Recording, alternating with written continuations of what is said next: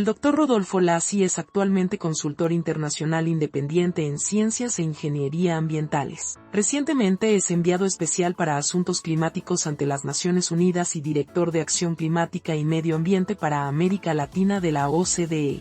Organización para la Cooperación y el Desarrollo Económicos, misma organización donde anteriormente ocupó el cargo de director del Directorado de Medio Ambiente de agosto del 2018 hasta marzo de 2022. En México fue subsecretario de Planeación y Política Ambiental en la Semarnat, Secretaría de Medio Ambiente y Recursos Naturales, de 2012 al 2018, donde fungió como negociador en jefe de cambio climático de la COP19 a la COP23. Copresidente de la Iniciativa Mundial de Metano, miembro del Grupo de Alto Nivel del Reporte de Naciones Unidas sobre las Perspectivas Ambientales Globales, GEO6, y miembro de la Junta de Acción Climática en California, EUA. Estudió su doctorado sobre tecnologías de captura, uso y almacenamiento de carbono, CCUS, por sus siglas en inglés, con el Dr. Mario Molina, Premio Nobel de Química. Trabajó con el Dr. Molina durante 10 años como responsable técnico de los productos elaborados en el Centro Mario Molina de Estudios Estratégicos sobre Energía y Medio Ambiente, desde donde impulsó el primer proyecto piloto en nuestro país. Ocupó también diversos cargos ambientales en la Administración Pública Federal y en el Gobierno de la Ciudad de México. Autor del primer informe sobre el estado del medio ambiente en México y diversas publicaciones sobre planeación ambiental y calidad del aire. Es doctor en Ciencias e Ingeniería Ambientales por la Universidad Autónoma Metropolitana. Maestro en Estudios Urbanos y Planificación por el Instituto Tecnológico de Massachusetts y becario de la Fundación Rockefeller en el Programa de Liderazgo en Medio Ambiente y Desarrollo Sostenible de El Colegio de México. ¿Cuáles son los avances y retos del Acuerdo de París? Bueno, el principal avance del Acuerdo de París es que logró la movilización de múltiples sectores, empezando evidentemente por los sectores gubernamentales, para la atención al fenómeno del cambio climático que se tienen pues perfectamente bien medido y también pues que cada día de alguna manera conocemos más precisamente por la investigación que hay de fondo sobre este tema. En realidad, nosotros nos planteamos en el Acuerdo de París, y digo nosotros porque pues muchos de los negociadores que estuvimos representando nuestros países hicimos ese planteamiento a nivel no solamente, digamos, gubernamental, pero también individual y sectorial, si representábamos a un sector, ¿sí? Nos planteamos no rebasar la temperatura del planeta en más de 2 grados centígrados y tratar de no rebasarla en 1.5 grados centígrados de ser posible. Y esto no lo hemos logrado. Entonces, las concentraciones en la atmósfera de los gases de efecto invernadero no han bajado, tampoco se han detenido sus incrementos y nos colocamos ya en una situación de altísima vulnerabilidad. Por ejemplo, en México ya esta meta de no rebasar 1.5 grados centígrados, de acuerdo a las últimas investigaciones del programa de investigación precisamente sobre cambio climático de la UNAM, pues ya lo rebasamos, ya estamos en 1.6, casi 1.7 grados centígrados de promedio de temperatura adicional a lo que conocíamos el siglo pasado en la República Mexicana.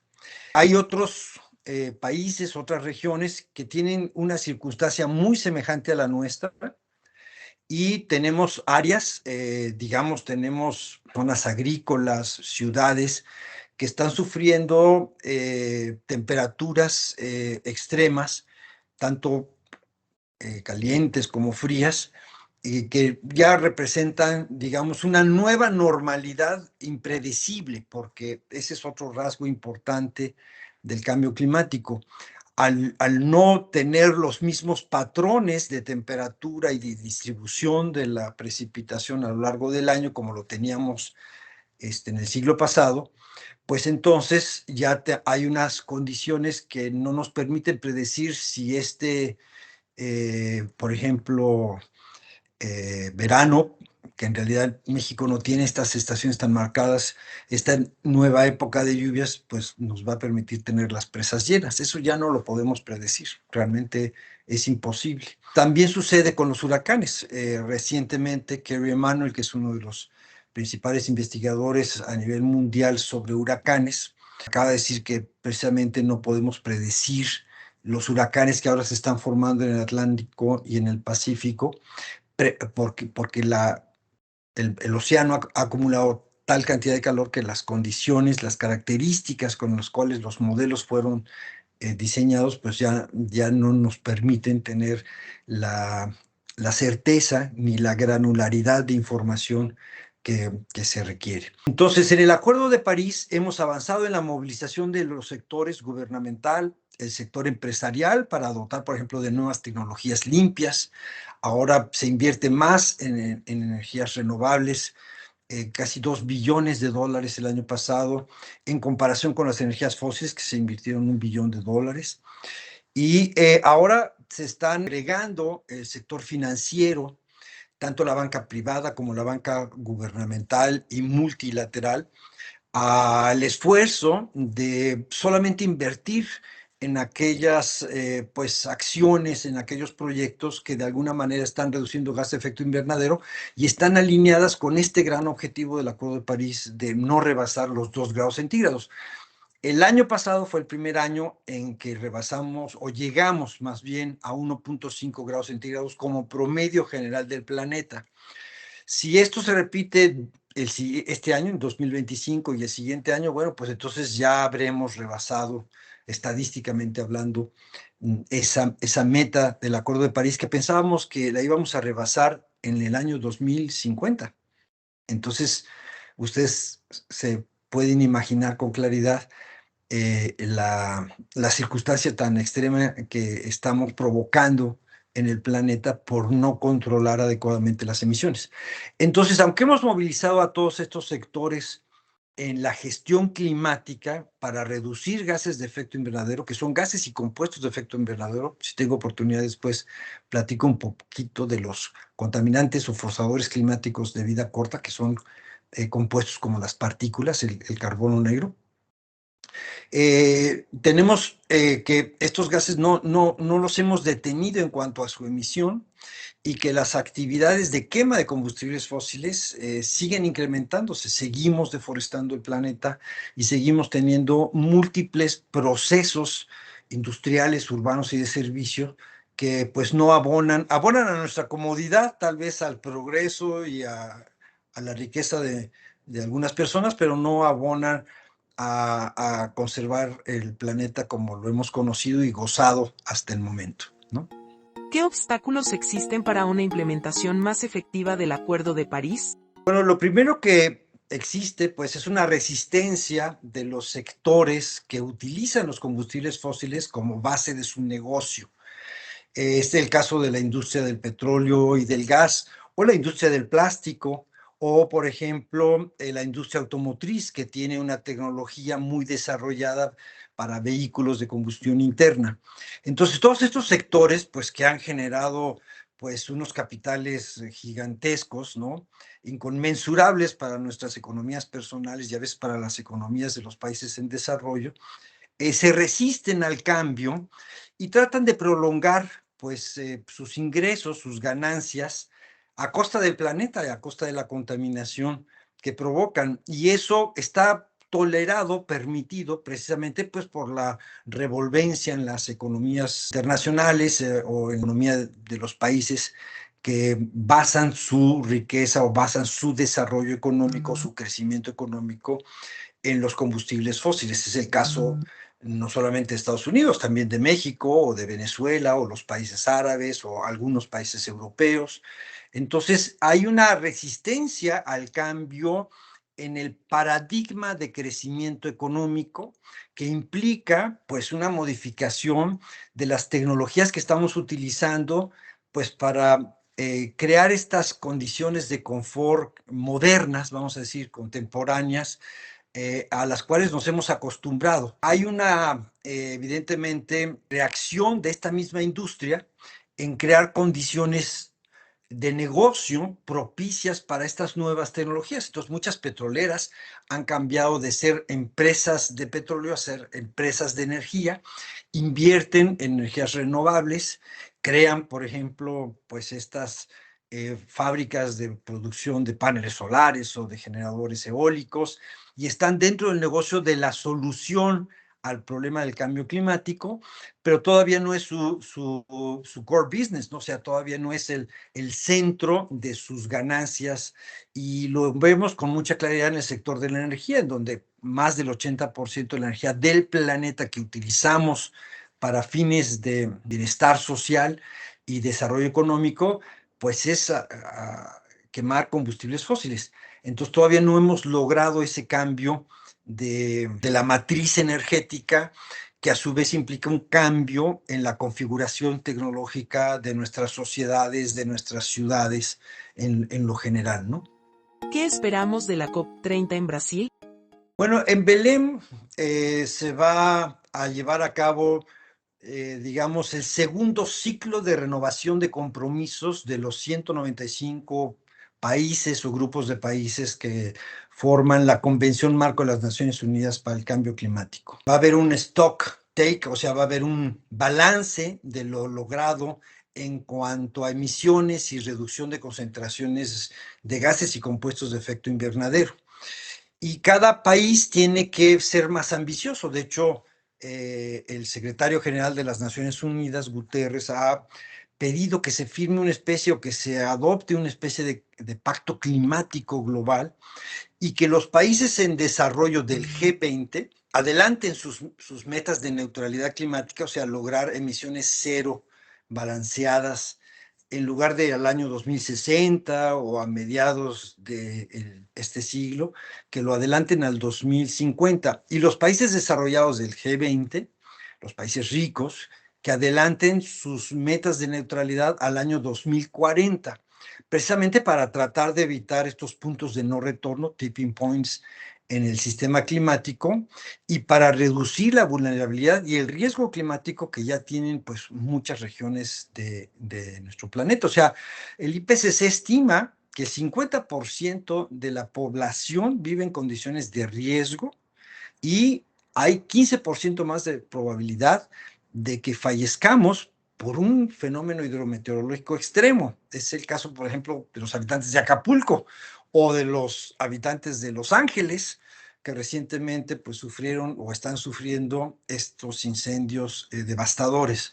Yo creo que lo que se espera en Brasil en la COP30 es precisamente un incremento en la ambición en las NDCs, que son los compromisos nacionalmente determinados, pero también un acelerado proceso de uso de nuevas tecnologías limpias, pero a nivel ya masivo, un poco como lo que sucedió con el uso del automóvil por ahí de mediados del siglo pasado, en donde, bueno, dejamos de usar, evidentemente, carretas, ¿no? El ferrocarril como medio de transporte predominante y empezamos a utilizar autos, autobuses, camiones para todo tipo de movimiento de personas, mercancías o realización de obras como la construcción de ciudades, edificios, casas, etcétera. Entonces, debemos de hacer un uso masivo de las tecnologías limpias, por ejemplo, los autos eléctricos, o los vehículos eléctricos en lo general, ¿no? Pueden ser motocicletas, bicicletas, autos, tractocamiones eléctricos, y que la electricidad se produzca de manera masiva también y predominante con energías renovables. Y entonces sí veríamos que las emisiones se detendrían y podríamos empezar a visualizar como para cuándo podríamos revertir la concentración o la alta concentración de gas de efecto invernadero en la atmósfera y saber más o menos cuándo podríamos los seres humanos estabilizar este caos climático que estamos provocando a nivel planetario. Con respecto a las implicaciones de la geopolítica actual, cómo afectan las guerras, tensiones internacionales y decisiones políticas los esfuerzos contra el cambio climático. Bueno, ahorita hay muchas tensiones de carácter global. Las guerras, sin duda, son tal vez las más preocupantes. ¿Por qué? Porque las guerras después del COVID o durante el COVID, la de Ucrania, la de Medio Oriente, que se exacerbaron, que se aceleraron, crearon, digamos, un regreso a la inversión en combustibles fósiles y a las industrias del acero, de las industrias militares, que son también grandes consumidoras y emisoras a su vez de gases de efecto invernadero. La industria militar es una industria que, por ejemplo, nosotros estadísticamente no podemos seguir desde Naciones Unidas o desde la OCDE o desde ningún organismo internacional. O sea, los presupuestos militares, las inversiones militares y el stock de armas, de armamento de los países es un asunto casi secreto, ¿no? Si los congresos locales no hacen un disclosure de esa información, o sea, no dan a conocer esa información al público, no hay forma de saber cuál es la situación precisamente por razones de seguridad de la industria militar. Pero todos estamos viendo cómo si se incrementaron, por ejemplo, los subsidios a los combustibles fósiles. Los subsidios y las inversiones a los combustibles fósiles son del orden de trillones de dólares, ¿no? Mientras que las inversiones que, por ejemplo, se canalizan a través de la Convención Marco de las Naciones Unidas son de millones de dólares, ¿no? Estamos hablando de a lo mejor 1.000 millones de dólares, pero no más de eso. Y eso es realmente patético. Entonces, todo lo que es conflicto armado, pues es una tensión, es una situación que va en contra de lo que hayamos podido lograr o logremos en materia de gestión climática. Después vienen efectivamente todas estas actitudes políticas, muchas de esas surgidas en el populismo, en donde se trata de negar el cambio climático como un proceso.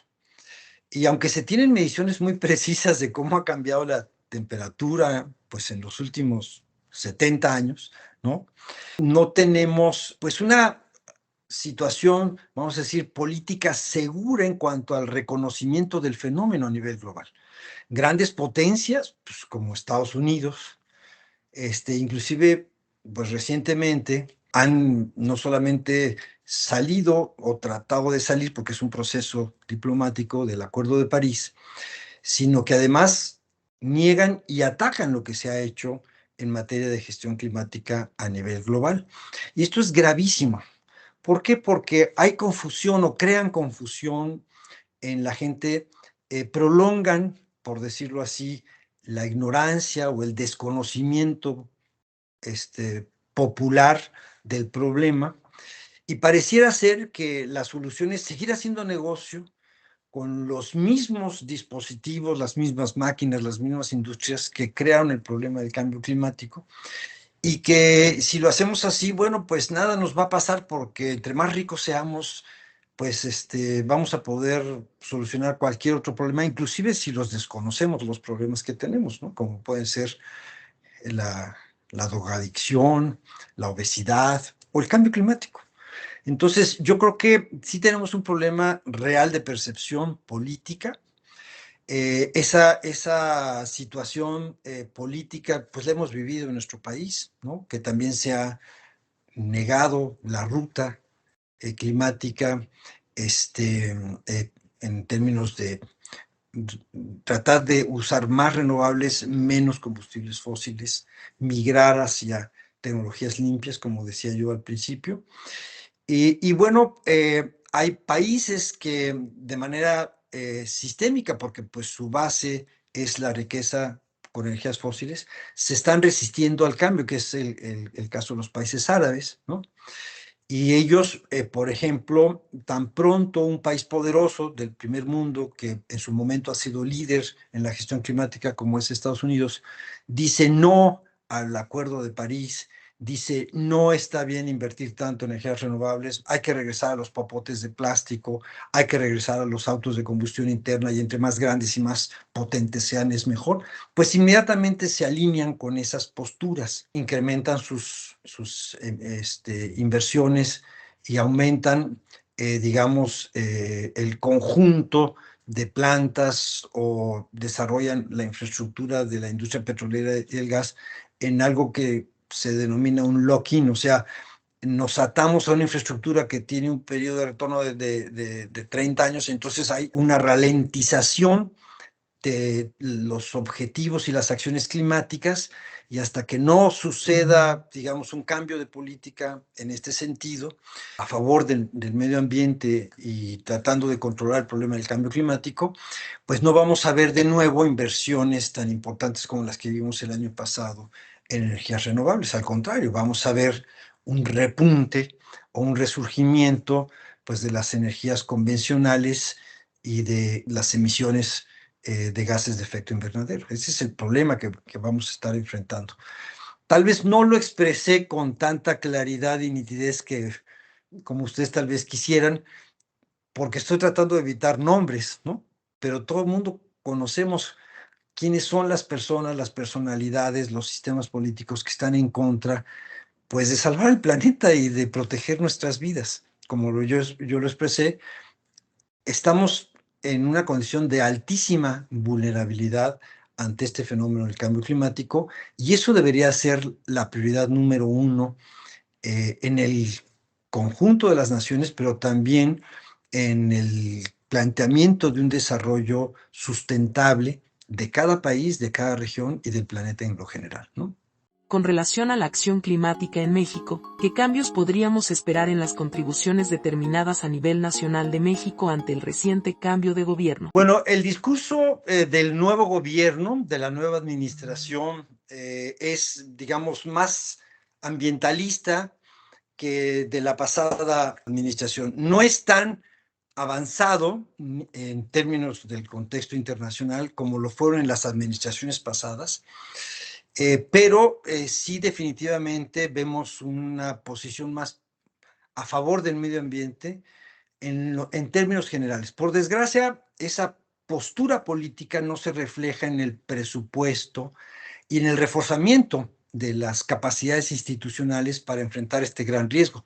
México no es un país cualquiera, es el segundo país, de acuerdo a la OCDE y a la Agencia Internacional de Energía, en cuanto a riesgos climáticos, después de la India.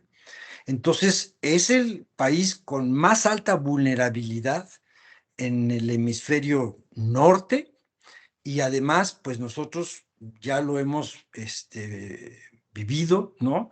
Estamos expuestos casi a toda la gama de fenómenos hidrometeorológicos extremos, como las sequías, los huracanes, las inundaciones, por la diversidad de nuestros ecosistemas, por la geografía y nuestra ubicación en el hemisferio norte. Así que no somos un país en materia de vulnerabilidad y riesgo climático común y corriente. Somos el más expuesto, vamos a decir, en términos de economía, de población y de actividades productivas y de servicios. ¿Por qué? Pues porque de alguna manera nosotros nos hemos colocado en esa vulnerabilidad, porque no hemos desarrollado nuestra infraestructura ni nuestras ciudades para evitar esa vulnerabilidad. Y sí hemos tenido conocimiento para poderlo hacer, pero no hemos hecho las inversiones necesarias para hacerlo. O sea, por ejemplo, si sabemos que hay una llanura costera de inundación, ¿por qué centramos, que además es altamente vulnerable al incremento del nivel del mar, pero a los huracanes, los regímenes extremos tropicales? ¿Por qué ponemos nuestra mejor infraestructura energética en ese lugar, ¿no? ¿O por qué desarrollamos sobre las costas, pues, toda esta infraestructura turística, destruyendo manglares, los ecosistemas, digamos, costeros que de alguna manera nos protegen de los huracanes o de vientos muy fuertes o de trombas, etcétera, que sabemos y las tenemos claramente identificadas, pueden poner en riesgo la vida de las personas, ¿no? No solamente a la hora de sufrir estos efectos, pues no hemos tomado las precauciones, o sea, no le hemos avisado a la población que viene un huracán, sino que cuando reconstruimos las ciudades, las reconstruimos exactamente igual. Pasó en La Paz, pasó en Cancún, está pasando en Acapulco, y bueno, eso no tiene explicación lógica alguna, porque el conocimiento sí lo tenemos. O sea, hay grandes capacidades en México, pues profesionales, empresariales, para enfrentar la gestión climática de una manera progresiva. ¿A qué me refiero? A que podemos construir distinto, podemos proteger mejor a nuestra población, podemos inclusive invertir más en energías en donde somos más abundantes. O sea, nosotros tenemos más energía solar, más energía eólica, más energía geotérmica que energía fósil.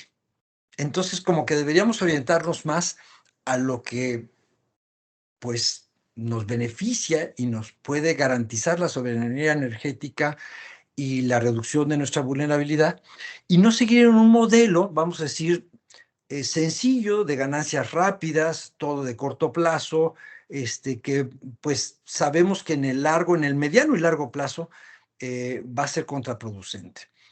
Igualmente, todos los negocios del futuro ya están orientados hacia este nuevo paradigma de cero emisiones, y pues en lugar de, por decirlo así, construir más líneas de producción de autos de combustión interna, pues deberíamos estar produciendo más autos eléctricos y usando los autos eléctricos, desarrollando la infraestructura de electromovilidad que sea libre de emisiones, pero que también nos permita un cambio masivo en estas tecnologías que están afectando nuestra salud, pero también están poniendo en riesgo nuestra vida. Entonces, México debe de invertir más, no solamente desde el gobierno, sino desde el sector privado, en todas estas nuevas alternativas tecnológicas y organizativas, pues para no deforestar, para construir ciudades que sean más resilientes, o sea, que se recuperen rápidamente de todos los fenómenos hidrometeorológicos extremos, para producir sistemas de producción de alimentos, valga la redundancia, que nos permitan adaptarnos fácilmente a las nuevas condiciones climáticas, porque las condiciones climáticas están cambiando y van a seguir cambiando. Entonces necesitamos esa flexibilidad, necesitamos de tecnologías que nos permitan adaptarnos rápidamente, y eso hay que desarrollarlo desde el punto de vista científico, pero también desde el punto de vista industrial y empresarial, y adoptarlo de manera social, culturalmente hablando. Entonces, en resumen, yo creo que el discurso político de este gobierno es correcto, va en el sentido correcto, pero las inversiones y las acciones no van en el sentido correcto todavía. Hay un recorte presupuestal realmente dramático en el sector de medio ambiente.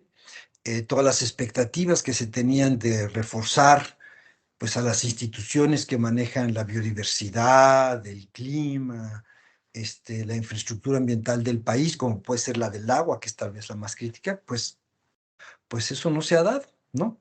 Esas expectativas de reforzamiento institucional, de presupuestos, no se han dado, y esperemos que el Congreso sea sensible a esto, porque pues las tragedias y los dramas climáticos seguirán presentes en nuestra realidad mexicana.